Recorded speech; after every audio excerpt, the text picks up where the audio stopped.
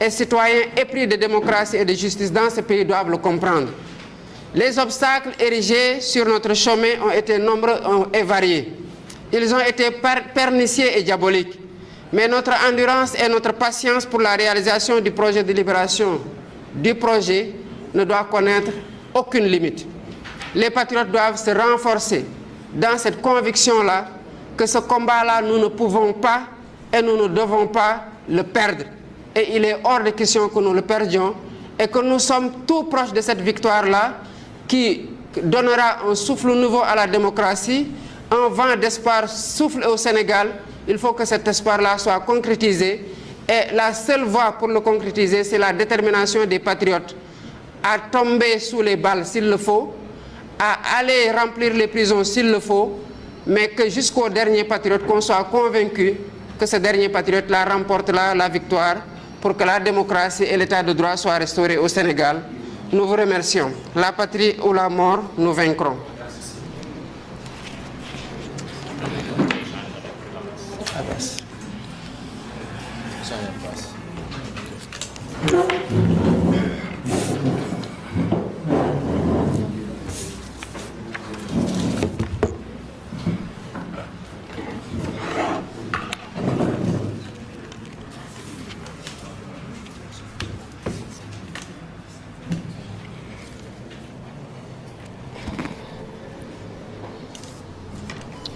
salaamaaleykum mbokki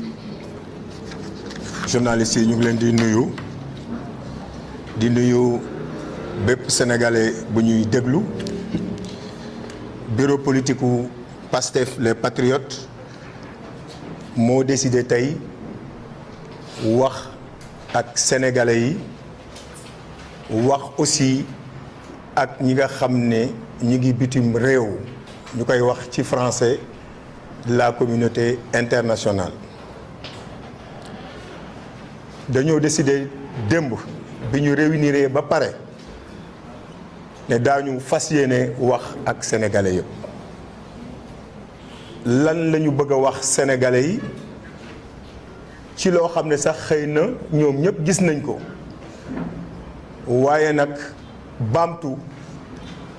wàññiwul dara ndax li ñuy wax yëpp sénégalais yi xam nañ ko gis ngeen fi réew mi toll li ñu naan démocratie muy réew moo xam ni kenn ku ci ne am nga sañ-sañ pour li nga war a xeex nga xeex ko am nga sañ-sañ boo bëggee jiite réew nga jiite ko démocratie muy réew moo xam ne yoon moom moo ko war a encadrer loolu yëpp gis ngeen ni mu ngi nërmeelu ci biir réew mi te kenn waralu ko ku dul Macky Sall bi waxoon fii ne dinaa jël opposition bi nal ko comme limon ba du deseti ndox ci loolu la nekk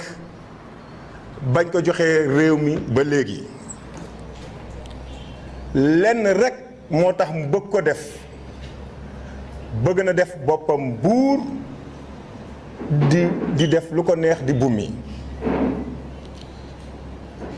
li ci gën a doy waar mooy ne acharnement bi nga xam ni teg nañ ko ci kaw le président Ousmane Sonko lu ko waral parce que Macky Sall def na ay sondage maanaam ay xeetu laaj la yoo xam ne dañ koy laaj sénégalais yi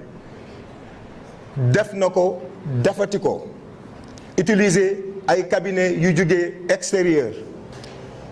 saa yu ko defee ñu ne ko kii nga jàkkaarloo muy président Ousmane Sonko bu ngeen demee élection deuxième tour sax doo ko def donc sénégalais yi war nañu comprendre lu tax li ñu def président Ousmane Sonko ak di ko def ñi bokk ci parti bi lan moo tax Macky Sall di ko def leer na nañ umpale woo leen ni Sénégal bari na ay opposants waxuñu ko nag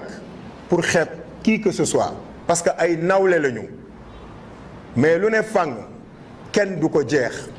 lii président Ousmane Sonko di daj depuis 2014 mu gën a tàkkarnaase nag léegi amul benn homme politique wax dëgg yàlla bu ko fiy daj. je crois que loolu wax ko wàññiwul dara looloo tax Macky Sall di acharné wu ci moom mission nag bi mu am waxoon naa fi ne sénégalais yi ne Macky Sall liggéeyul en 2019 Macky Sall dañ ko jox avion bi gën a gaaw ci réew mi buy jàll ñu xàllal ko bu sëqatee sax kenn du sañ a wax ñu jël ay milliards jox ko jël ay forces de défense et de sécurité jox ko maanaam jël état jox ko Macky Sall ne non doole jooju ngeen ma jox soxlawuma ko pour tabax réew mi doole jooju ngeen ma jox muy état muy puissance publique muy juge muy police muy nervi sax boole na ko ci ay doole yoo xam ne bokkul ci ay kii régalien am doole jooju nag la Macky Sall jël teg ko ci benn nit mu ne ci kaw Ousmane Sonko rek laa koy teg liggéeyatuma mais sama mission mooy ma éliminer Ousmane Sonko politiquement d'abord waaye léegi sax élimination politique bi teg na ko fële parce que président Ousmane Sonko dafa nekk genre hydre mooy monstre boo xam ni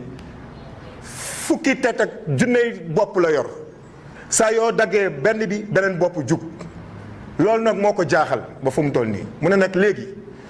comme mënatuma ko rey politiquement lépp lu ma tegoon ci ay procès caaxaan ay complot caaxaan teg naa ko waajaag may rëcc léegi nag naa ko rey définitivement parce que loolu lañ gis démb ñu gis nag maintenant fan yi ñu indi benn caaxaankat boo xam ne Sénégal yépp xam nañ ni alalu réew mi daf ko luubal mu bëgg a jafandu nag ci benn procès en diffamation nee na président Ousmane Sonko daf ko tuumaal et que nag léegi danañ ko yóbbu tribunal pour ñu atte ko yéen ñii journalistes yi fi nekk déggatu leen sax ñu wax mbirum Adji Sarr loolu moo leen di won ne am na lu ñu nar ci lii te dégg ngeen le ministre de la justice ki nga xam ni moom la ñu dénk wàllu yoon ci réew mi mu ne publiquement que ni président Ousmane Sonko dafa diffamé Mame Mbaye Niang yéen a ko dégg ngeen dégg beneen ministre muy Moussa Bocar Thiam mu ne le 30 incha allah ci ñoom seeni mébét président Ousmane Sonko daañu ko condamné kon Sénégal ak ñi nekk ci bitim réew leer na naññ ci suñu bopp ak seen bopp parodie de justice maanaam loo xam ni comme théâtre rek justice mu pare ñu ne waaw li ñu jot a dégg condamné nañu président Ousmane Sonko c'est-à-dire que fu mu toll nii pour ñun jaratul sax président Ousmane Sonko di dem le 30 mars parce que condamné nañ ko ba pare léegi ñëpp nañu constaté loolu te dañ ne woon procès bi entre deux citoyens la te dégg nañu juge bi ci pour bay passé mu ne il faut que ñu àtte président Ousmane Sonko tey parce que saa yuy génn li ñuy mobiliser ci alkaati xeetu alkaati bu ne nag muy BIP di GIGN di police ak sax xëy na sañu koo wax ak ay nervi mu ne loolu dafa ëpp loolu la juge bi joxe argument pour ne dañuy àtte par force le président Ousmane Sonko ba pare ñu wëlbatiku ne c'est un procès ordinaire entre deux citoyens procès ordinaire entre deux citoyens lan moo ci waral ay junney alkaati ñu sotti leen cité Kër Gorgui lan moo ci waral procès boobu ñu ne ñu jël président Ousmane Sonko ne ko doo génn lan moo waral ñu ne ci procès boo xam ni procès bu simple la entre ñaari citoyens ñu ne président Ousmane Sonko say doom du ñu jàngi lan moo waral ci procès boo xam ne nee nañu procès entre deux citoyens la ñu di ci dóor Guy Marius Sagna gazé ko ànd nañu keroog ñun ñii ak honorable député Diallo ñuy jël grenade di ñu ko dóor nii ci kaw keroog xëy na yàlla moo nanguwul mais Guy Marius Sagna ak ñun ñi am na ñoo xam ne tey jii nii ñu ngi woon tëdd ci suuf procès boo xam ne nee nañu procès bu simple la entre ñaari nit lan moo ci waral lii yëpp ci yoonu bi lu ci yoonu gendarmerie démb gis ngeen ñu génne armée kon bu ñu nee sénégalais yi lii procès bu simple la entre ñaari nit nañu waxante dëgg ay caaxaan lañu. gis nañu procès bu fi en diffamation entre le juge Téliko ak kooku nga xam ne bëgguma ko tudd mais procès boobu ba léegi mu ngi wéy mat na presque ñaari at un procès en diffamation ñu ne nag non président Ousmane Sonko nañ ko taxañ tout de suite parce que ñoom xam nañ ni dañuy def li ñuy wax course contre la montre dañuy gaawal mbir mi parce que xam nañ ni am na foo xam ne bu ñu fa tolloo c'est fini mënatuñ ci moom dara te incha allahu rabbi ñu ngi koy wax fii tey devant tout le monde bu soobee yàlla du ñu mën dara ci moom. kon mosu leen gis nag ci histoire politique ak judiciaire u Sénégal lu mel nii ñu ne nag mooy la ñu waxoon ca kanam mooy ne Macky Sall ki nga xam ni moo ko teree nelaw ba saa yu tëddee bu ko géntee sax day tëb mel ni cauchemar parce que dafa géntu lu doy waar loolu moo tax mu ne tey dinaa éliminer président Ousmane Sonko par tous les moyens même nag bu fekkee sax damay dox ci ay néew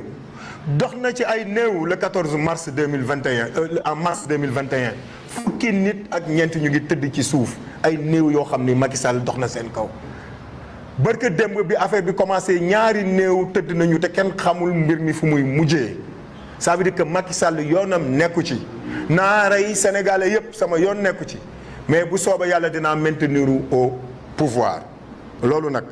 la sénégalais yi dul nangu. meeting bii passé am Parcelles Assainies président Ousmane Sonko dafa ne woon kenn du ko tànnal yoon bu muy jaar parce que gis nañu fang vidéo yaa ngi daw policiers yi ànd ak ay nervi démb gis nañ ko à la Médina ay nervi yor jaas yi ànd ak policiers yi di dàq xale yi ay nervi yor jaas yi ànd ak policiers yi di dàq xale yi ñépp gis nañ ko démb keroog président Ousmane Sonko bu muy jógee tribunal ñi di ko gazé keroog loolu du gendarmerie gëwuma sax ne police la loolu ay nervi ñoom ñoo ko def parce que commandant bi nga xam ne moom moo yoroon sécurité bi ñëw na ba ci ñun ne am leen confiance ci ñun président Ousmane Sonko dañ koy yóbbu escorté ko mu ñibbi ba mu génnee ci tunnel yi moom si boppam ma nga taxaw ca la grenade lacrymogène yi dal ci kawam ay policiers du ñu sànni grenade lacrymogène seen chef fan la grenade lacrymogène yooyu jugee mu ngi jugee ci ay forces yoo xam ne contrôlé tuñ leen force yoo xam ne lu ñu mën a def dara du leen ci fekk ci le président Ousmane Sonko waxoon ne du jaarati ci corniche bi démb looloo tax ba ñu ñëwee ba ci rond point Stel bi mu ne du ma jaar corniche bi comme nee ngeen sama sécurité ngeen bëgg mais d'accord bàyyi leen ma jaar fi ma jaar ngeen escorté ma dem parce que diggante cité kër góor gi ba foofu mais gendarme yi ñoom ñoo ñu escorté ba foofu lu tax mënuñu koo continuer yoon bi nga xam ne président Ousmane Sonko moom la bëgg ñu bàyyi ko mu jaar fa ça veut dire que am na leneen lu ci am ci loolu ñu bëgg toujours rek comme à ses habitudes gàcceel président Ousmane Sonko c'est-à-dire que humilier ko toroxal ko en réalité Macky Sall loolu la bëgg Ousmane Sonko di torox dégg naa kenn ci ñoom barki démb mu ne da ngeen a waxoon lu leen neex ngeen di def mais gis ngeen ni ñu def seen waa ji pamtee nañ ko dugal nañ ko ci oto yi par force yóbbu nañ ko waaye wala woon yar foofu dafa doon wax ne bu ñu yëgoon duñ ko def parce que gis ngeen li xew ci réew mi depuis ñaari fan yi muy loo xam ne ñu ngi koy regretter te dañuy ñaan yàlla bu fekkee nag Macky Sall mu ngi continuer nii man gëm naa ni réew mi mu ngi dugg na ci goutte déjà loolu lépp ngeen gis ñu teg ko ci président Ousmane Sonko yamuñ ci moom parce que xam nañ ni mënuluñ ko dara mais ñu ne nañ ko jéem a néewal parteem nañu jàpp Bassirou Diomaye Faye nañu jàpp El Malick nañu jàpp Abass Fall nañu jàpp te yëg nañu lépp loo xam ne ñu ngi koy waajal waaye ñu ngi wax Macky Sall ak nguuram bu fekkoon rek ne suñu confort gënuñu ñun gënuñu leen au contraire ñoom sax actuellement ni gëm naa ni ñoom ñoo ñu gën waaye nag na Macky Sall xam ne kenn ragalu fi kaso te ragal naa ni dina battre record de prisonniers politiques parce que li nekk ci kaso bi actuellement nii ci ay nit ñu jàpp musul am dans l'histoire politique du Sénégal amul ci Senghor musul am ci Abdou Diouf musul am ci Abdoulaye Wade. Il y a à peu près 300 prisonniers maanaam juróom benn fukk wala juróom benn fukk. waaw ñetti téeméer ci ak juróom fukk. ñetti téeméer ak juróom fukk ci ay prisonniers yu nekk ci kaso yi te xam naa ne fii ak ay fan ay junney nit bu yaboo mu yaatal kaso yi mais ay junney nit incha allah lay yóbbu kaso. donc kidnapping boobu muy def maanaam sàcc ay doomu aadama dugal leen ci kaso yaakaar ne loolu dina tax nit ñi dellu ginnaaw ci li ñuy xeex boole na ci li nga xam ne moom la koy def ay membre bureau politique ñu ngi actuellement en prison. Fadilou Keïta dégg ngeen ko barki démb commencé na grève de la faim lu ko dal ce sera de la responsabilité du président Macky Sall. maintenant li mu bëgg mooy ku mu ci jàpp rek mu téye la kaso lu yàgg yooyu ñuy def seen yëfu caaxaan yooyu di la yóbbu instruction pour xalaat ne loolu bu amee xale nit ñi daañu gën a ragal ñun de wax dëgg yàlla ñu ngi xaar te lii ma gis ci réew mi barki démb ak tey mën naa ne gëm naa ne li xewoon sax 14 mars ak li xew bii mën nañ leen méngale parce que li fi yàqu ci ay alalu jàmbur kenn xamul nu mu toll et c'est de la responsabilité Macky Sall la ak nguuram ñiñ fi jàpp ci responsable ñi dee ci responsabilité am ñaata milliards la Sénégal ñàkk bisu manifestation yi amul benn magasin bu ubbi ñaata école la ñu tëj keroog loolu est-ce que Mame Mbaye Niang mi nga xam ne dafa luubal alalu réew mi est-ce que jar na ko Mame Mbaye Niang nag taxul Mame Mbaye Niang objet la bu ñuy utiliser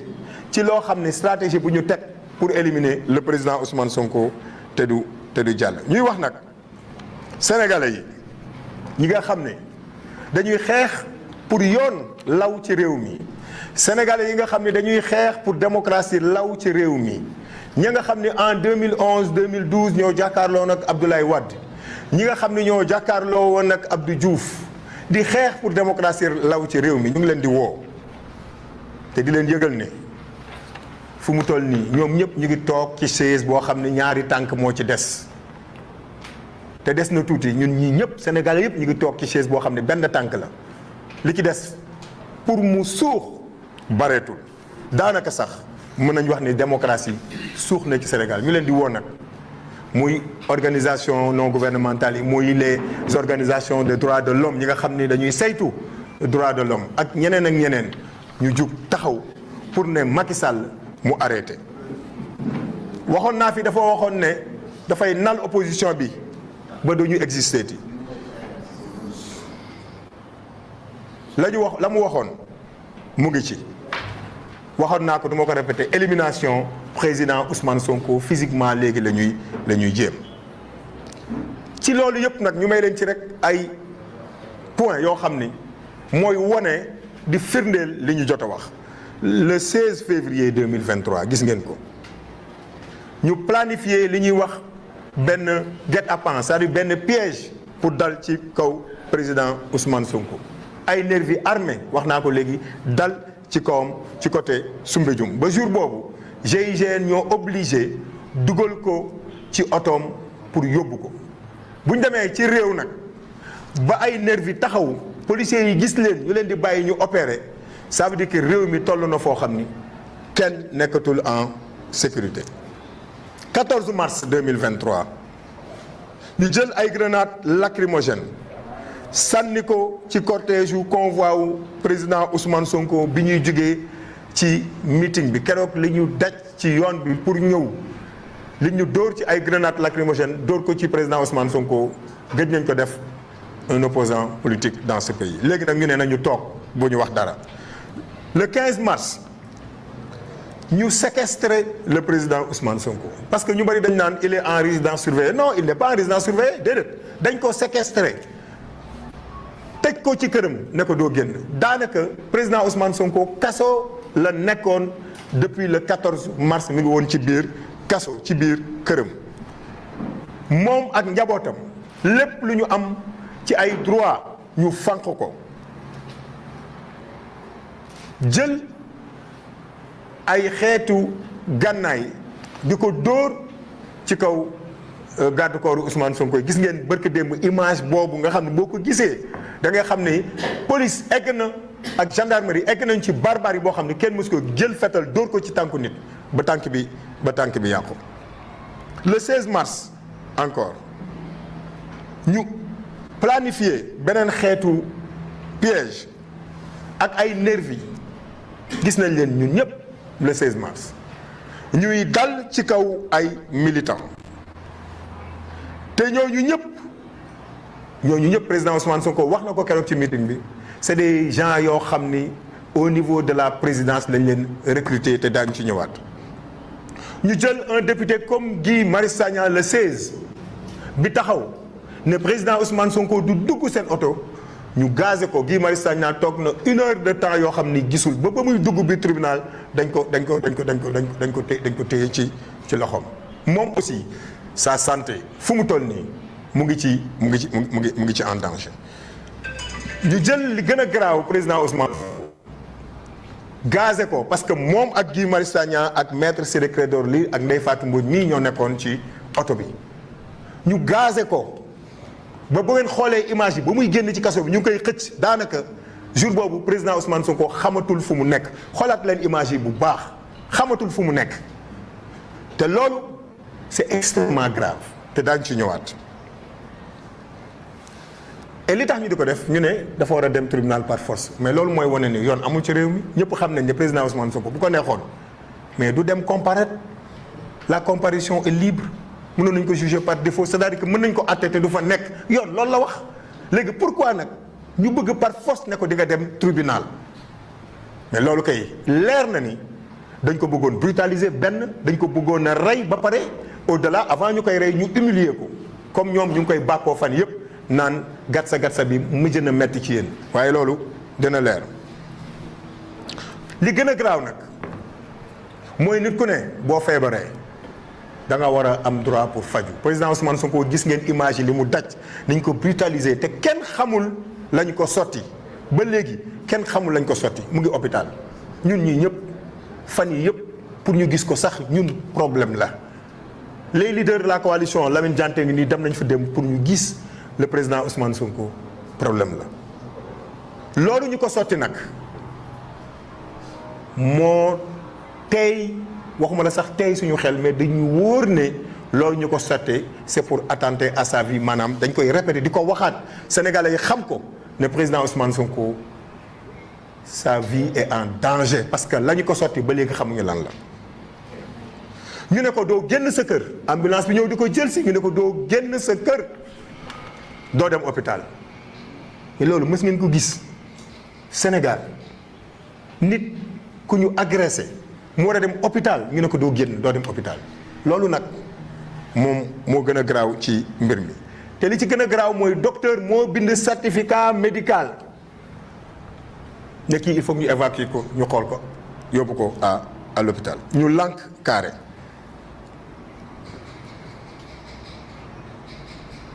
li ci gën a loolu bokk na aussi li ci gën a garaaw maintenant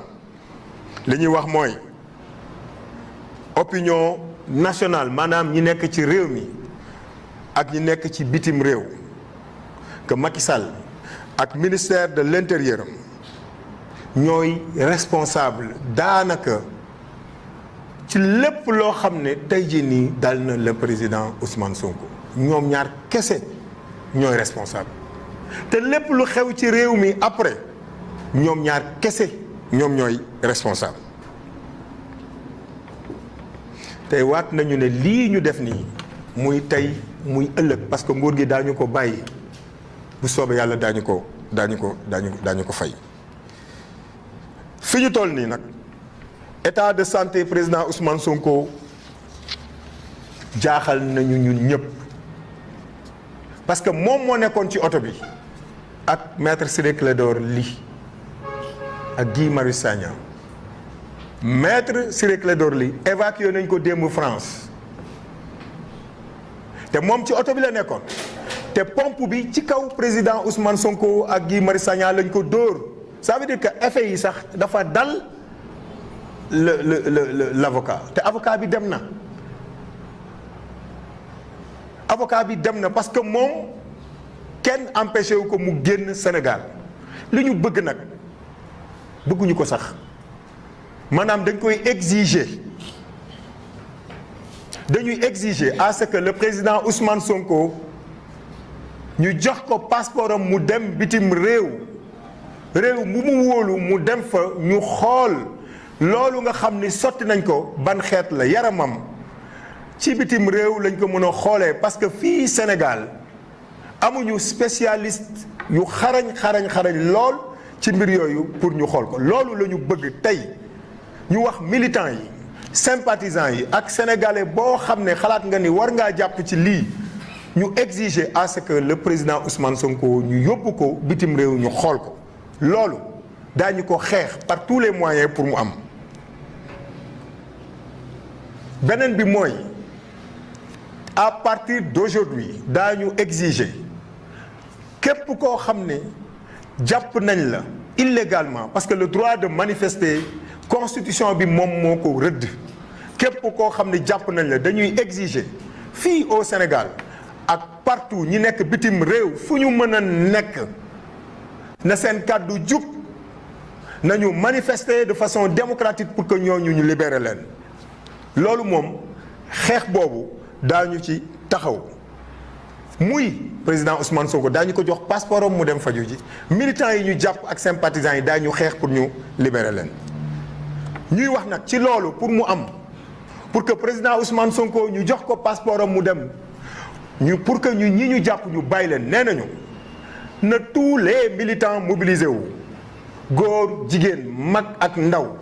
sympathisants yi nga xam ne gëm nañ ne li ñuy teg président Ousmane Sonko ak njabootam njaboot biologique mooy ñu mu jur ak njabootam politique ñooñu ñu ngi leen di woo pour ñu mobiliser wu pour que lii ñu exiger ñu am ko et que tentative d'assassinat bi nga xam ne moom la ñu bëgg a def ci président Ousmane Sonko mu arrêté na ñëpp mobiliser wu sur le terrain bu kenn toog sa kër di xalaat ne mbir mi président Ousmane Sonko kese la ak njabootam parce que lii ñu koy teg nii bis bu jàllee bu yóbboo Sénégal kenn bañ a xëyti sax di wax ci rajo di wax ci télé wala di dox ci mbedd parce que di nga dox rek ñu jàpp la dugalu ci oto yóbbu la tëj la wala s'il le faut rey la gis ngeen li ñu doon jéem ci dàmbooj bu mu génnee ci émission fii ñu attaqué ko ak ay balles réelles ci émission bu mu demoon doon wax xalaatam yàllaa ko defal sutura mais nëgëni kon kon mu ngi ci biir suuf comme li ñuy jéem ci yeneen leader politique yi ak ñi nga xam ne ñoom ñoo nekk Pastef donc na militant yépp mobilisé wu daañu mettre la pression sur Macky Sall pour que ñaar yooyu ñu bëgg ñu am ko donc na ñëpp génn ñu manifester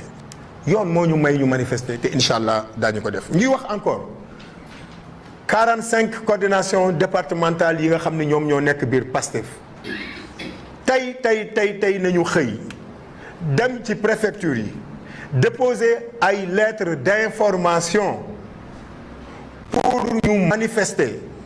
démocratiquement maintenant nag la manifestation c'est un droit ñu tere ko ñu ñàkk ko tere incha allah daañu manifester mais nañu dem déposer les lettres d'information pour ay marches pacifiques comme la ñu defoon semaine passée def nañ ko déggu leen coow déggu leen dara déggu leen bal bu takk déggu leen grenade lacrymogène déggu leen dara donc il y a pas de raison que ñu koy interdire daañu manifester incha allah cette semaine daañu manifester contre le régime de Macky Sall pour mu bàyyi li muy def ñuy woo nag ñi nga xam ne ay alkaati lañu bal yooyu ñu yor ak grenade lacrymogène yi nga xam ni moom la ñuy dóor population yi mais suñu xaalis la ñun ñoo leen jox suñu alal ne leen jënd leen ci ay bal jënd leen ci ay grenade lacrymogène loolu pour lan la pour ngeen veiller ci suñu sécurité moo tax ñu jël alal boobu jox leen ko mais jox ñu leen suñu alal jënd ci ay bal jënd ci ay fetal pour ñu di ko wëlbatiku di ko tiire ci ñun ñi nga xam ne ñun la ñu war a protéger te coow lii ñoom ñii di dóor ku dégg bëccëg seeni rakk mu ngi ci fuul bi seeni doom sax ñu ngi ci fuul bi seeni jarbaat ñu ngi ci fuul bi gis nañ ci ay ñoo xam ne seeni wayjur ñu ngi ci police bi ñu ngi woon ci manifestation yi gis nañ ko am na loo xam ne amoon na fi en mars 2021 du ma ko wax fii am na ci ñoo xam ne ñoom seeni doom ci manifestation yi am na ñoo xam ne am na ci koo xam ne doom ci manifestation yi la dee en mars 2021 nañu moytu nañu moytu bal yi ñuy dóor nañu moytu grenade lacrymogène yi nga xam ne buñ koy sànni dañ ko war a sànni ci kaw foule mais dañ koy dóor ci kaw nañ ko moytu parce que yéen a nekk na boroom a ci fanaan dañu bëgg ay forces de défense et de sécurité républicaine Sénégal lañ fi war a nekkal waruñu fee nekkal benn nguur parce que Macky Sall jaru ko dafay jugee te bis bu fi jugee bàyyi fi ñoo xam ne assassinat yi ñuy dégg rey yi ñuy dégg gaañ yi ñuy gaañ nit ñi commissariat yi ñuy rey nit ñi bis bu Macky Sall jugee da leen fi bàyyi daw te yéen ñun ak yéen ñoom ñooy des fii biir Sénégal donc ñu ngi leen di ñaan ñoom ñun ñii toog nii di génn dox suñu soxla kenn yoru ci fetal kenn yoru ci jaas yi kenn yoru ci dara ñi ñuy gis sur le terrain muy ay nervi ñu yor ay jaas yi yor ay fetal di ko dóor ci nit ñi ñoom si ñooñu la ñu war a wëlbatiku. ça veut dire que Sénégal jaratul sax ñuy am police mais nag bu ñu demee ba egg foofu ba nga xam ni police mënatuñu protéger wax dëgg yàlla nous serons obligés ñun aussi ñu protéger suñu bopp donc dañu exiger que la police sécurise tous les citoyens ak fu ñu mën a bokk ak parti politique bu ñu mën a bokk le rôle de la police c'est de sécuriser les citoyens bu ñu demee ba kenn mënatu ko man de sama kër nag wax dëgg yàlla du ma nangu toog ñu ñëw di daggi sama kër di ma bëgg a rey maag sama njaboot may toog di xoole defe naa loolu kenn du ko fi nangu donc bu police jëlul ay responsabilités am assurer suñu sécurité nous serons obligés ñu assurer suñu bopp suñu sécurité bu ñu demee ba egg foofu nag moom mooy ne kon réew mi egg na ci li nga xam ne maam Abdoul Aziz Sy junior doon na ko wax nee na réew mi buñ ci jógul guerre civile dina fi am te kooku kilifa la ni yàlla la artu na nag waxoon na ko mais lii ñuy gis nii dafa mel ni la mu waxoon moom mooy waaj a am egg nañ nag foo xam ni comme loolu yëpp am na ci réew mi ba tey jii nii kenn nekkatul en sécurité bu ngeen gisee fan yi Ndakaaru circulation bi gis ngeen ni mu mel xatul parce que kenn bëggatul génn yaa ngi toog sa kër parce que da nga naan à tout moment ci biti mën na tàkk bu ñu nee ba egg foofu ba sécurité amatu fi ba ay nit di dee ay nervi di attaqué ay nit Macky Sall dafa war a jugee ci bopp réew mi c'est-à-dire que Macky Sall est incapable de gérer ce pays bu doon États-Unis la on va parler d'impeachment c'est-à-dire que dañ ko war a empêcher mu exercer Macky Sall fi mu toll nii dafa war a juge ci bopp nguur gi te loolu daañu bu ñuy manifester daañu exiger à ce que Macky Sall démissionné amatul légitimité pour yore réew mi musu koo yor sax parce que élection 2019 ñëpp xam nañ fi mu jaaroon dañ ne c'est un président boo xam ne xëy na yoon validé na ko mais légitimité c'est-à-dire li tax mu toog ci bopp nguur gi musu koo am te tey la waaloo gën a aay donc may wax nag ma jeexalee foofu di ko wax suñuy militants di ko wax suñuy sympathisants ne lii nii yëpp mooy wane ni victoire bi jege na lii ñuy def ni yëpp ñoom mooy wane ni réew mi déjà mu ngi ci loxo président Ousmane Sonko ak toutes les personnes yi nga xam ne elles sont éprises de paix et de justice loolu moom moo am moo tax bu leen kenn dévier et je sais que kenn mënu ko parce que bu nit ñi mënoon Pastef li mu daj yëpp de 2014 à maintenant ci ay agression ci ay xeetu rey suñuy militants gis nañ ko ak président Ousmane Sonko ay xeetu kaso yi nga xam ne ñii ñëpp presque jànne ñii nga xam ne ñu ngi liggéey tey jii nii au niveau des impôts muy Bassirou Diomaye Faye muy Matar Sène mii ngeen gis ci ginnaaw daanaka xañ nañ ko lépp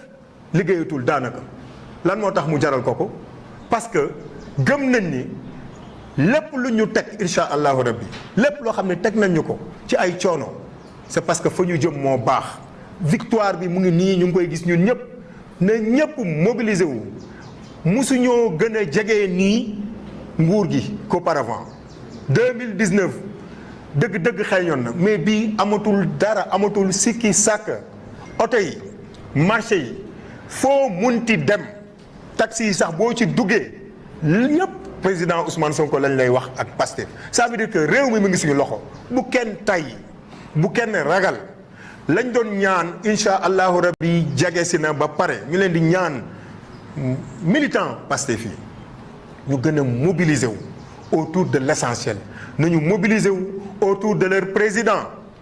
défendre ko vaille que vaille yéen a ngi koy def guddi ak bëccëg ba léegi yéen a ngi koy def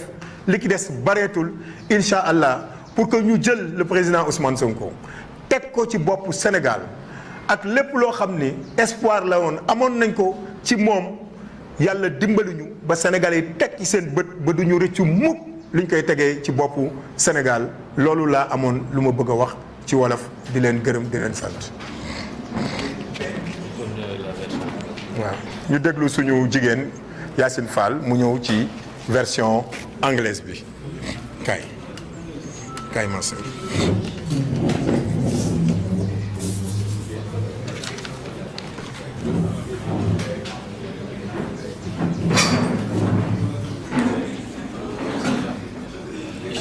kii de foog ay kër ci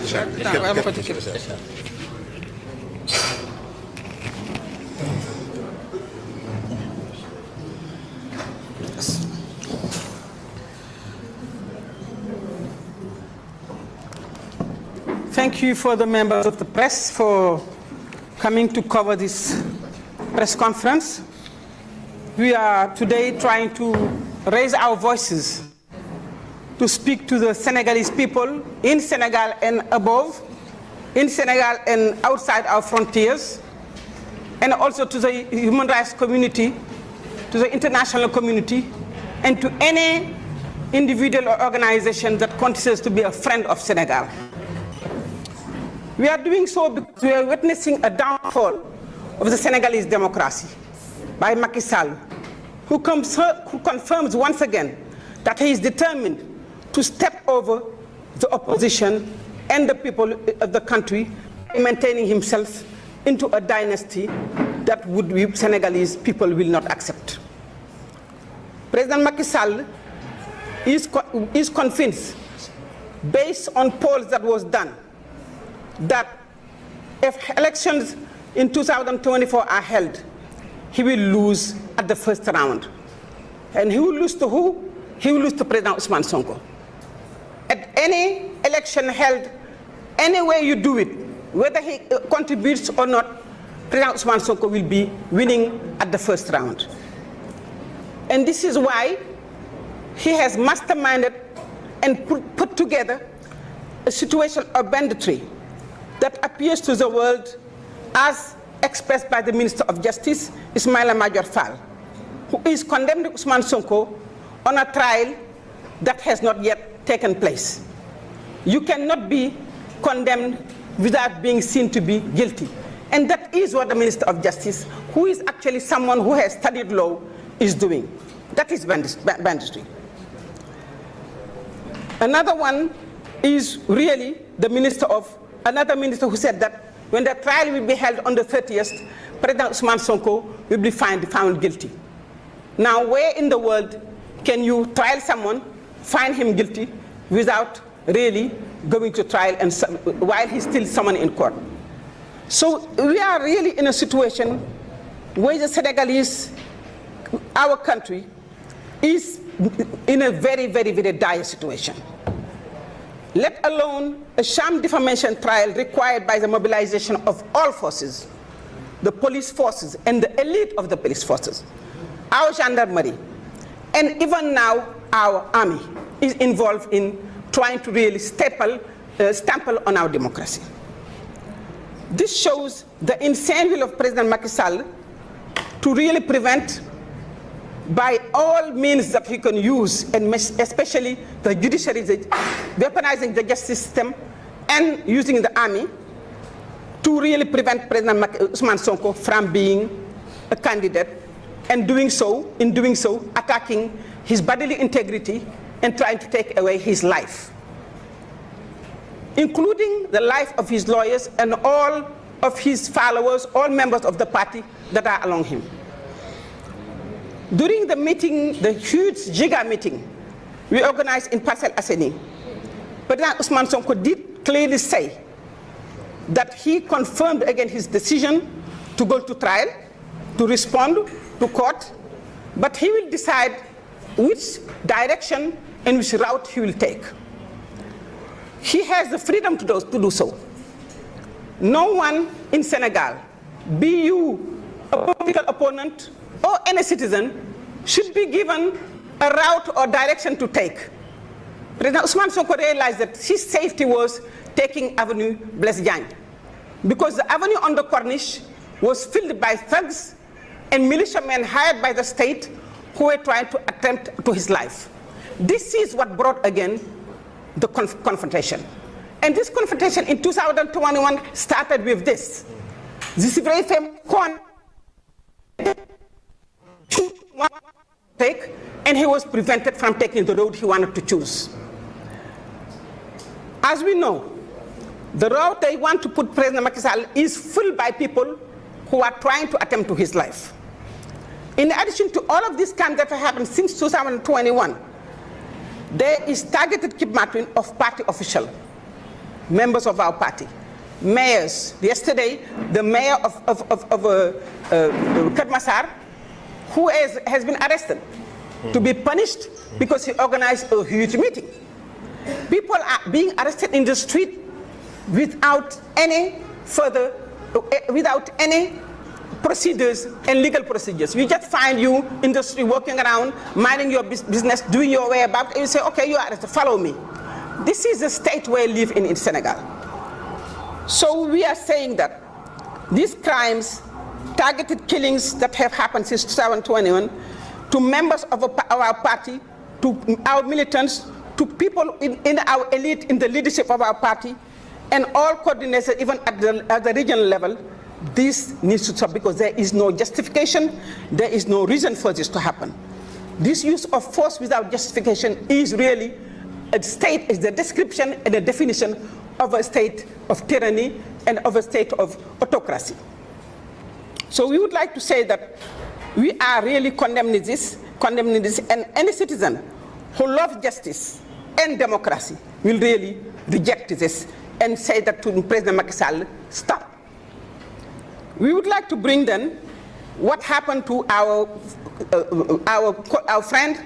Mr. Dambuj, who is not even a member of our party, but who is a very free person who speaks his mind and who tells the truth. Everywhere he goes, he speaks his mind and he tells the truth as like it happened. He has been followed.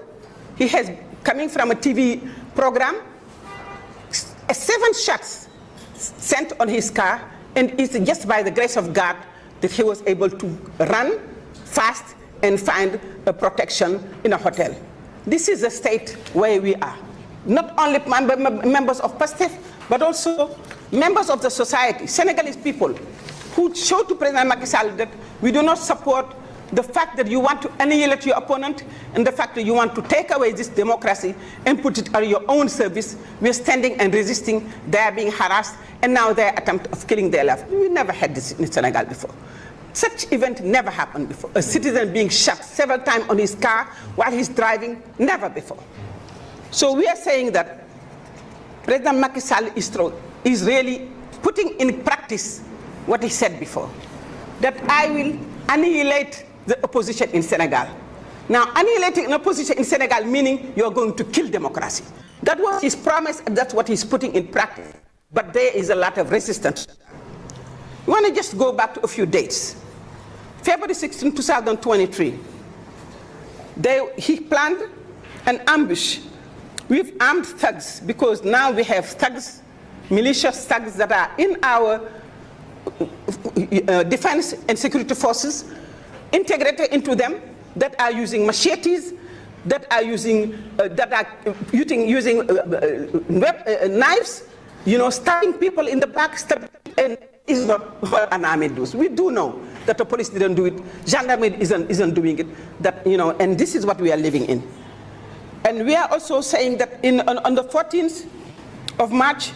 when President Ousmane Sonko was coming out of a convoy, after a very successful meeting,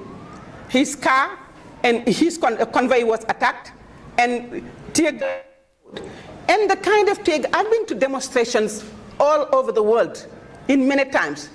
to watch, to follow, but the kind of tear gas we have here in Senegal, there is a need for investigation. What kind of tear gas they are using in this country? Because they are really, really damaging bodily integrity, and they're really damaging people. And they are not being thrown in the sky like it is legally supposed to be done. They're throwing it towards people's body to harm them and maim them. So President Ousmane Sonko's convoy was attacked with tear gas on the 14th. On the 15th, President Ousmane Sonko was almost put on house arrest because a huge army and force surrounded his house. Like Senegal was at war against one individual. While the person who has said that he's taking him to court for, how do you say? Who's taken to court because he's really telling things that are not true for defamation. He is working freely without being, tortured or followed. President Ousmane Sonko was taken by surprise, and the whole army around his house. He was not able to get out. He was not able to take his son to school, and this happened from the 15th. And anyone from the house who wanted to go out was prevented from leaving, and anyone trying to go to visit him, including myself, was prevented, and other people were prevented from entering. This is house arrest. And we don't understand what is the ground for doing so. Now, on the 16th, the day of the court, where he was summoned to court, President Ousmane Sonko left his house in peace and healthy. We need to insist in that term, that left his house healthy, with followers that were accompanying him last before. Arriving at the very historic corner,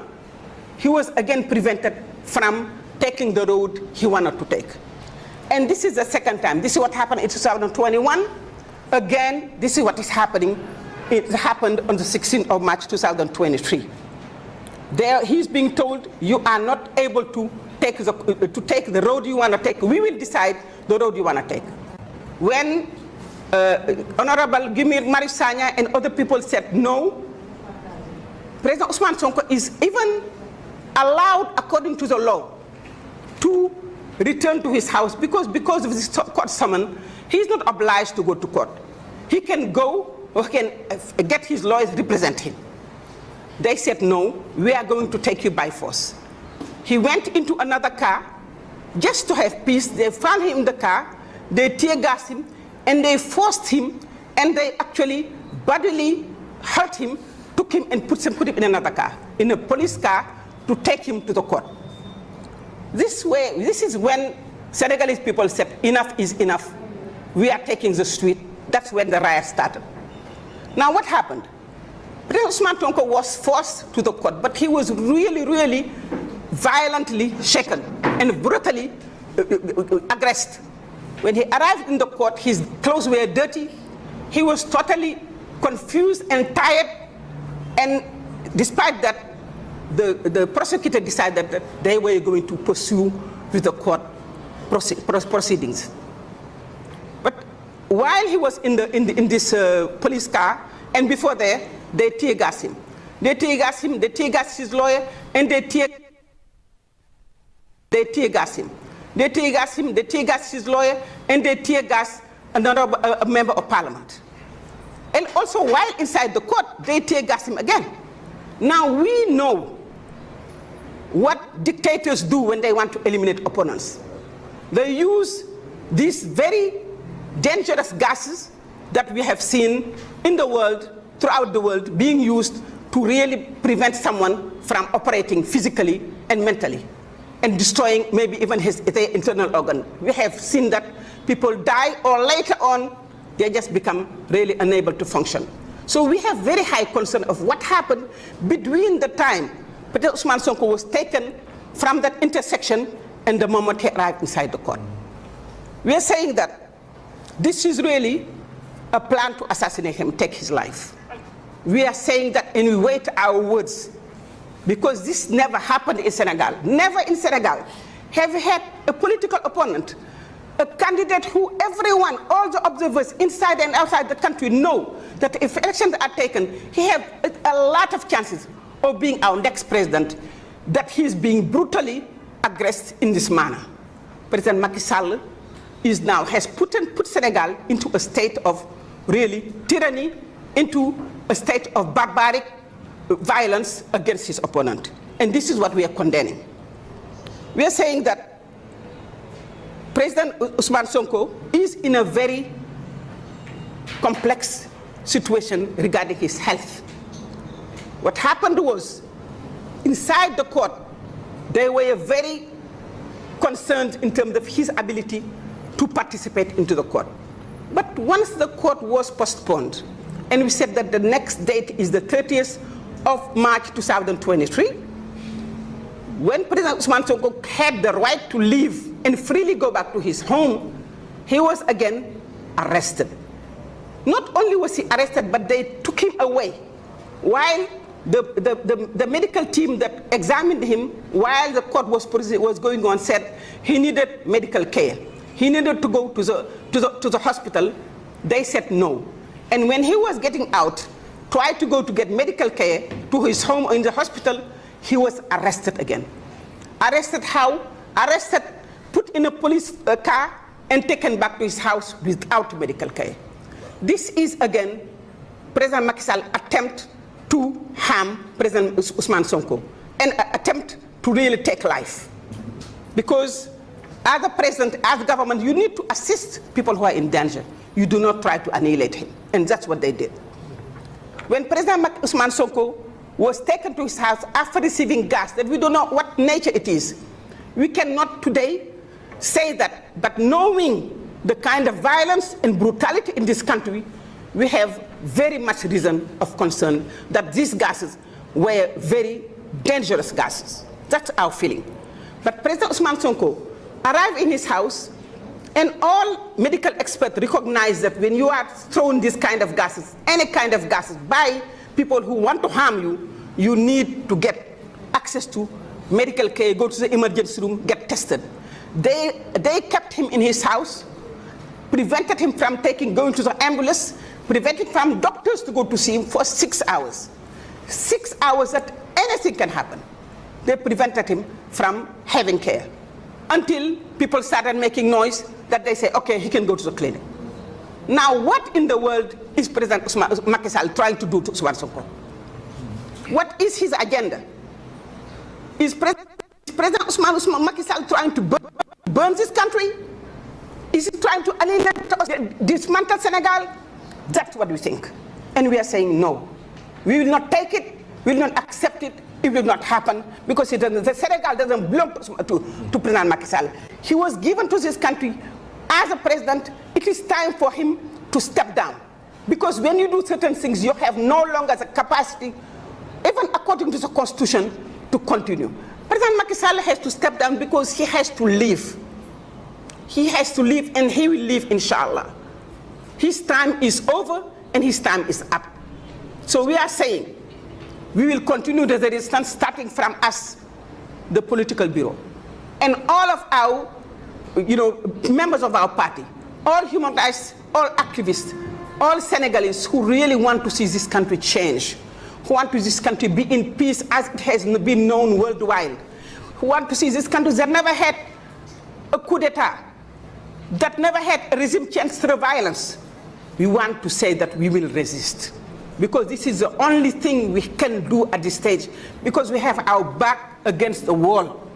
And when you have your back against your wall and someone is trying to kill you, all you can do is resist. And that's what we will do. So we are saying to Senegalese, inside the country and outside, do not give up. Stand up. Continue to struggle. Continue to resist. It is your right. And this is what we will do. We will use all means that are under the law to say to President Macky Sall, your time is up. Let it go. Let it go, President Macky Sall. This is not worth it, because no one will be saved out of this. This is what we wanted to say to Senegalese international community. This is what we wanted to say to the Senegalese people, because the reports on the country are not pretty. Human rights organizations are testimonies of what is happening in Senegal. The report, even media that used to demonize us, are today saying that no, this is not acceptable. So we are just saying that it is time for us to go back to our basics. You see, the rule of law, Senegalese democracy, the values that we all cherish, and that, let us stop this violence. Otherwise, it will not only be on us, it will be general. We regret what happened. We regret what happened to all of this during the riots. The economic cost of the country, we could have been prevented. This is not a trial of defamation. This is why I forgot the word. It is a political trial to prevent an opponent from running. And this is the third time the President Macky Sall is using his justice system to prevent someone who could beat him, to prevent him from running. But the Senegal of 2011 and the Senegal of 2019 is not the Senegal of 2023. We have educated, we have smart, savvy young people who have all the hope of change so they can live in a dignified country with peace. And they will not let President Macky Sall take the country away. So I thank you for listening, but we wanted to give this message to all of you. Thank you.